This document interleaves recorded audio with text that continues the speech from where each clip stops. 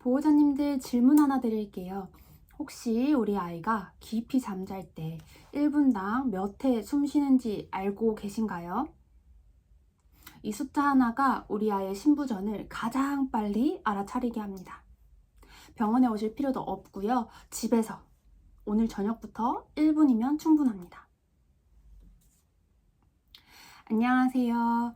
고양이 심장만 연간 1000케이스 이상 초음파 보고 진료하고 있는 고양이 심장수의사 박소리입니다.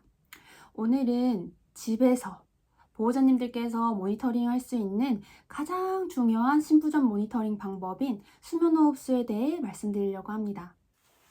제가 심장병 환자들 보호자님들께 매번 꼭 내드리는 숙제가 있습니다. 그건 바로 수면호흡수 측정인데요. 왜냐하면 이전 영상에도 말씀드린 것처럼 고양이 심장병은 증상이 없습니다. 그래서 보호자님들께서 알아차리기가 너무너무 힘들어요. 그런데 폐에 물이 살짝 차오르기 시작하면 수면호흡수가 가장 먼저 오르기 시작합니다. 이걸 보호자님들께서 알아차리시고 병원에 내원하시게 되면 우리에게 호흡이 훨씬 더 심해져서 헉헉거리면서 막 마음 졸이면서 오시게 되는 그런 응급 상황을 막을 수 있습니다. 요거는 정말 큰 차이입니다. 그런데 여기에서 꼭 한 가지 말씀드리고 싶은 게 있어요. 요즘에 인터넷이나 여러 매체들을 통해 가지고 우리 아이 수면호흡수가 중요하다는 거 많이들 알고 계시는데요. 30회, 요 30회 늪에 빠지신 분들이 꽤 계시더라고요.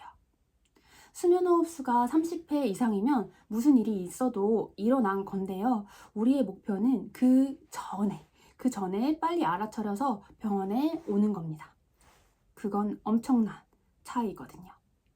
30회라고 하는 기준은 전 세계의 고양이들을 바탕으로 대략적으로 만들어진 수치예요. 그러다 보니 우리 아이의 진짜 수면호흡수는 보호자님들께서 알고 계셔야 되는 거거든요. 정상호흡수는 고양이들마다 모두 다릅니다. 어떤 아이들은 12회이고요. 어떤 아이들은 20회 초반이 나오기도 합니다. 그러다 보니 어떤 딱 숫자 하나를 정해드리는 건 매우 어려워요. 다만 우리 아이의 수면호흡수가 요 정도 구간이 있구나. 그러면 요걸 기준으로 해서 언제쯤 오시라.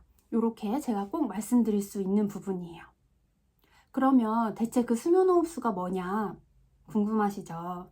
말 그대로 아기가 깊이 쿨쿨 잘 때 1분당 분당 호흡수를 측정해 주시는 건데요. 좀 말이 애매하죠. 뭐가 어떻게 숨을 쉬는 건데요. 가슴이 한번 내려갔다가 올라가는 거, 그걸 1회로 하셔가지고 1분당 한 번, 두 번, 세 번 이렇게 숨을 몇 번 쉬는지 체크해 보는 겁니다. 요게 말로 해드리면 가끔씩 이렇게 헷갈리는데요 하시는 분들이 많더라고요. 그래서 제가 보호자님의 동의를 얻어서 우리 아이들 건강할 때 수면호흡수를 같이 한번 체크해 보도록 하겠습니다. 수면호흡수 측정 같이 한번 해볼게요. 밑에 영상 한번 같이 봐주세요. 하나, 둘, 셋, 넷, 다섯. 우리 애기 숨 너무너무 잘 쉬고 있죠? 이 친구는 분당 호흡수가 16회 정도 되는 친구인데요. 여기에서 중요한 포인트. 우리 아이 지금 영상에서 보시는 것처럼 쿨쿨 자고 있어야 돼요. 그러니까 선잠 자고 꾸물꾸물대고 꿈꾸나 싶은 그런 상황 말고요. 또 소리만 나도 쫑긋하는 그런 선잠 자는 상황 말고요. 누가 업어가도 모를 정도로 쿨쿨 자는 상황이어야 돼요. 좀 헷갈리시죠? 그러다 보니 잠자는 중에 여러 번 재셔야 돼요. 한 번만 그날 한 번 재고 이거 수면호흡수예요 라고 하시는 게 아니라 그날에 여러 번 측정하시고 그 중에 가장 낮은 게 그날의 수면호흡수입니다. 여기는 저희들보다 더 많은 거를 보고 느끼죠. 그래서 저희가 생각하는 것보다 굉장히 많은 요소들 때문에 호흡수가 금방 올라갑니다. 근데 저희가 원하는 건 그게 아니에요. 진짜로 폐가 숨쉬는 그거를 측정하고 싶은 건데 그거는 가장 낮은 숫자만이 대변을 해줄 수 있습니다. 물론 아기가 깨어있을 때 호흡이 너무 안 좋은 게 지속돼요. 그러면 뭐 말도 할 거 없이 오셔야 돼요. 하지만 저희는 지금 그 전에 가장 빠르게 알 수 있는 그거를 지금 하고 있는 거라는 거 기억해 주세요. 이번에는 그러면 진짜로 호흡이 좀 빨라진 친구의 영상을 한번 볼 건데요. 이 친구는 로나와 레이라는 채널의 주인공이더라고요. 이 친구가 HCM이었을 때 호흡이 빨라진 영상이 있는데 그거를 같이 보면 참 좋을 것 같아서 잠깐 함께 보시죠. 하나, 둘, 셋, 넷, 다섯, 여섯, 일곱, 여덟. 확실히 아까 정상이었던 아이의 호흡에 비해서 굉장히 빠른 게 느껴지실 거예요. 요럴 때 빨리 병원에 오시려고 저희는 요거 측정하고 있는 겁니다.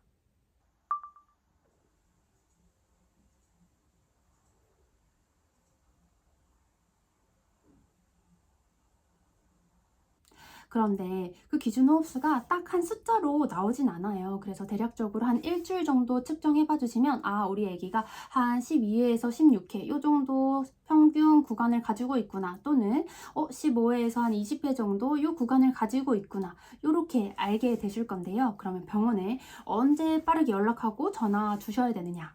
우리 아이의 기준 호흡수 대비 호흡수, 잠잘 때의 호흡수가 5회 이상 늘어난다. 그게 이틀 이상 연속된다. 5-2 법칙이라고 알아주시면 좋을 것 같은데요. 이렇게 5회 이상 늘어난 게 이틀 이상 연속될 때 병원에 내원하시는 것이 좋습니다. 예를 들어서 우리 아이의 기준 호흡수가 13회에서 15회 정도를 가지고 있어요. 그러면 그 친구가 15회에서 23회와 되는 그런 수면 호흡수 상승이 보일 때, 그게 이틀 이상 더 점점 더 높아지는 호흡수를 보이면 그때는 병원에 내원하셔야 되는 겁니다. 당연히 수면 호흡수가 30회 이상 쭉쭉 올라간 상황이 연속되면 당연히 오셔야겠죠. 그런데 저희가 목표로 하는 거는 뭐다? 그 전에 빠르게, 최대한 빠르게 확인하는 거다. 수면 호흡수와 함께 조금 더 봐주시면 좋은 게 있어요. 사실 모든 신부전이 호흡수만 올라간다, 이렇게 단정 지을 수는 없거든요. 특히 흉수 같은 경우에는 호흡수는 비슷한데 노력성 호흡이라고 하는 좀 힘든 호흡을 해요. 그러니까 일반적인 아이들은 요런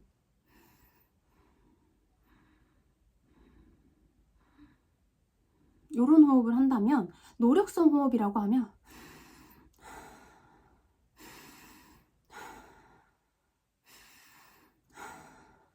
요렇게 횟수는 똑같은데 힘들게 노력하면서 호흡을 하는 거죠. 내 폐가 숨 쉴 구멍이 별로 없어가지고 온 우주의 힘을 끌어모아서 호흡하는 것 같을 때, 요럴 때에도 호흡수가 안 오르시더라도 오셔야 된다는 거 꼭 기억해 주시고요. 그리고 요거는 조금 더 알아차리기가 어려운데, 우리 애기가 요즘에 너무 가만히 있네. 원래 다니던 캣타워도 안 올라가고 움직이는 것도 좀 덜하고, 같이 지내는 친구하고도 좀 대면한 것 같고, 왜 이렇게 꿍 하고 가만히 있지? 요럴 때 혹시 우리 애기가 부정맥이 생겼다거나, 아니면 우리 애기 숨 쉬는 게 좀 힘들어서 내가 숨을 가장 그래도 편안하게 쉴 수 있는 방법이 요 자세여서 이러고 있는 걸 수 있다. 그럴 때도 한번 체크해 봐 주시면 좋을 것 같습니다. 그냥 나이가 많아져서 그런가 그렇게 치부하지 마시고요. 한 번 더 꼭 체크해 주시는 걸 꼭꼭 부탁드려요. 오늘 영상에서 기억하셔야 될 3가지 알려드릴게요. 우리 아이의 신부전을 가장 빨리 알아차릴 수 있는 방법은 병원도 검사도 아니고 집에서 할 수 있는 수면호흡수 측정이다. 이 수면호흡수 측정을 바탕으로 보호자님들께서 가장 빠르게 알아차리시려면 먼저 우리 아이가 호흡이 안정적일 때 어느 정도의 호흡수를 가지고 있는지 알아차리셔야 되겠죠. 요거를 꼭 알고 계셔야 되고, 이걸 기준으로 5회 이상 늘어난 호흡수가 이틀 이상 연속된다. 5-2 법칙.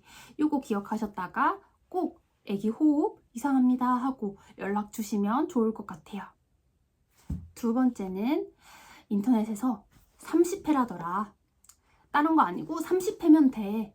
꼭 믿지 마시고요. 우리 아이의 기준 호흡수는 따로 있다는 거 꼭 다시 한번 기억해 주시면 좋을 것 같습니다.